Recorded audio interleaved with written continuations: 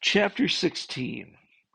Even in laughter the heart may ache, and joy may end in grief. Proverbs 14:13.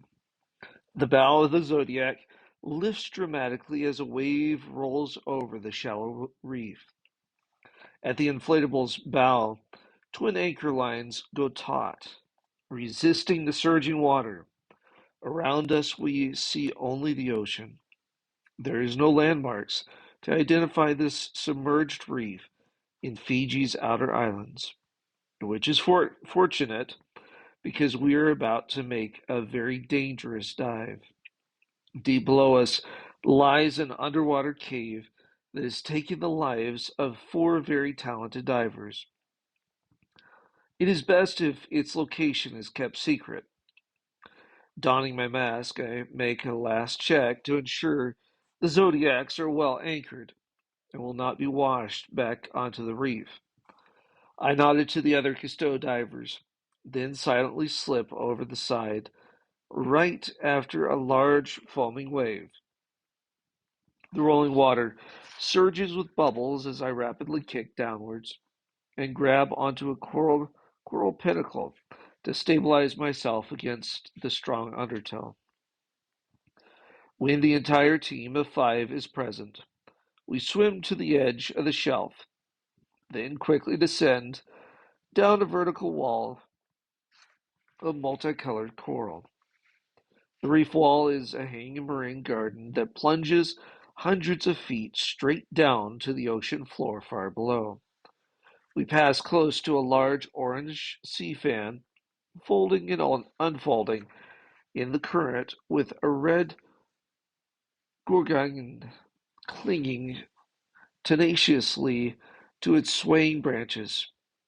At 60 feet, we swim by a yellow banded clownfish nuzzling against an electric blue sea anemone that is its protector at home.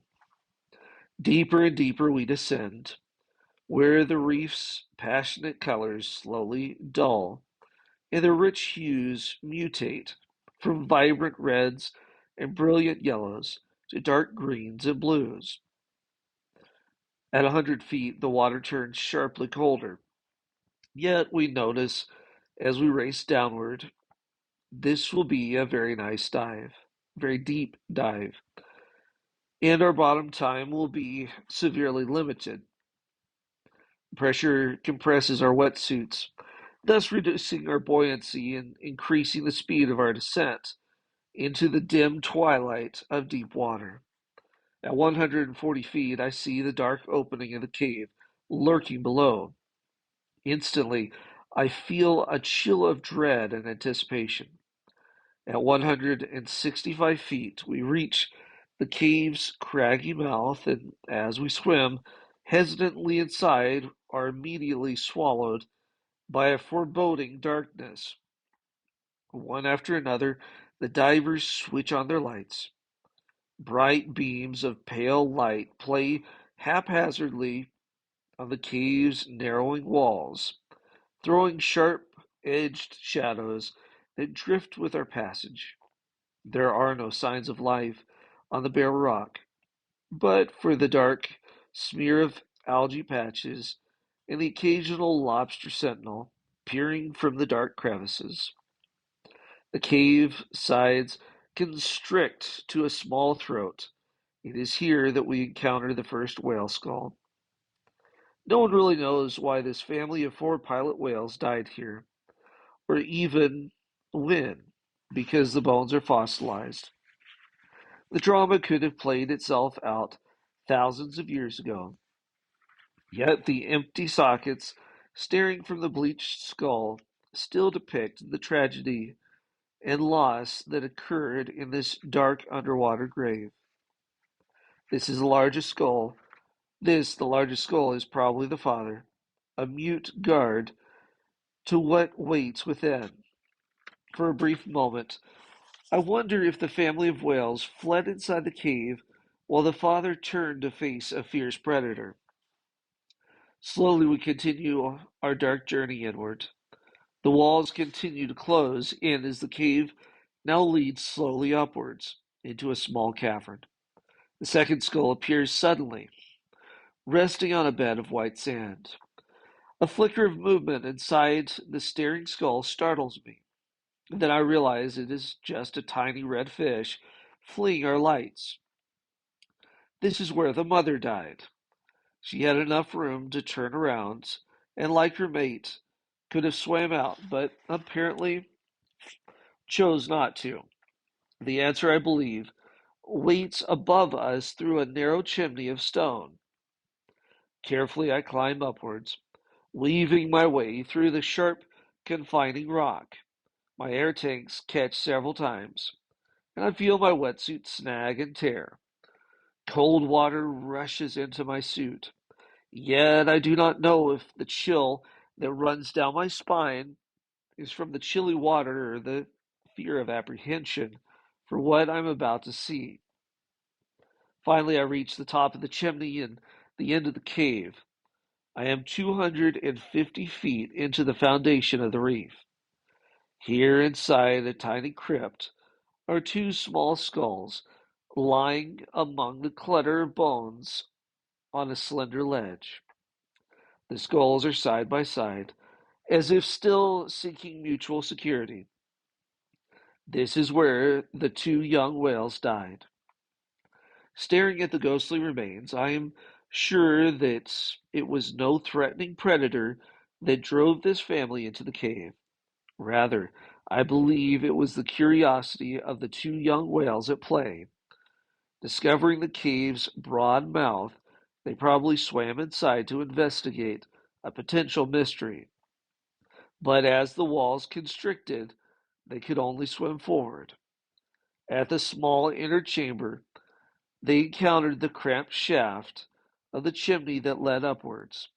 Their instinct would tell them that up leads to the surface and potentially to air. Fighting their way through the tight stone passage, they arrived at a dead end, where there just was not enough room for them to turn around. The parents probably could not resist following their children into the dark trap. The father's bulk stopped him just at the entrance, whereas the mother managed to squeeze all the way into the inner chamber. Though the parents should have been able to swim out, I think they chose not to. Listening to the fading cries of their children, they had no choice but to stay, and that, I think, is how the family of four died. As we live our lives pursuing our hopes, goals, and aspirations, we must remember that death is always stalking us and those we love. Life cannot be lived frivolously.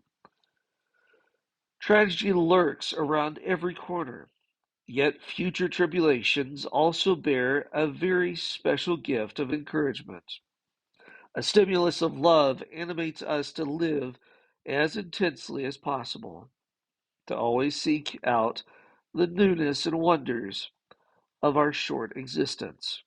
There is another lesson here, which lies in the powerful love of family and close friends. Love is a wonderful closeness that must be cherished and nourished. Since life is so fragile, we cannot allow the treasure of love to be clouded with needless anger and jealousies.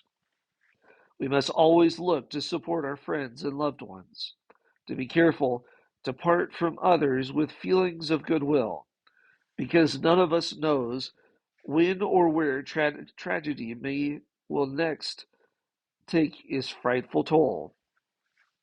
I love my big brother Jim. As kids, he was always there to protect me. I remember how I worried when he went off to Vietnam. Then, a year later, it was his turn to worry as I went off to serve my country in that distant conflict. Between us, we made a total of 6 tours to that frightful land. Yet, we came home unharmed. The personal fears we shared bound us closer than most brothers. Each of us married and started families of our own. Responsibilities often kept us apart, which made our times together that much more cherished. We always parted with a hug, and that is how I will always remember him, smiling as we stood, arms around each other's shoulders. Last week, my brother died unexpectedly. He was young and full of health. Then abruptly he was gone. In my heart and in my future, there is a huge emptiness where a great loss now resides. Fortunately, I am at peace with my memories of Jim. Our love is a cement that keeps us together always. It is a love unclouded by regrets. It allows me to go on with my life while Jim now sleeps in the arms of the Lord. Knowing true peace in life is not an easy task. It takes hard work and real awareness to make the most of our brief existence on this earth. We must treasure our lives and the lives of those around us, for no one knows what the future holds. Life is a mystery and security is easily wiped away. Love is patient. Love is kind. It does not envy. It does not boast. It is not proud. It is not rude. It is not self seeking. It is not easily angered. It keeps no record of wrongs. Love does not delight in evil, but rejoices with the truth. It always protects, always trusts, always hopes, always perseveres. 1 Corinthians 13:4 through 7.